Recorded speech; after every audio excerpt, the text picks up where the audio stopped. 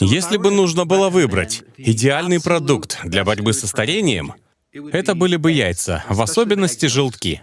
Я провожу интервью по скайпу, на которых видны изменения до и после.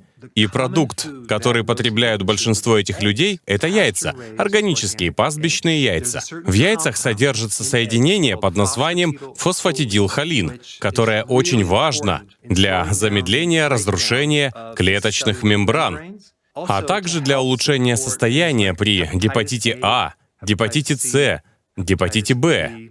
Отлично помогает при слабоумии, потере памяти. И в корне неправильно, что людям в возрасте советуют избегать яиц. Яйца — это продукт, о котором вообще не следует беспокоиться. У хороших органических пастбищных яиц нет побочных эффектов. На кето-интервальном голодании обязательно употребляйте яйца. И не нужно о них беспокоиться. Они здорово вам помогут.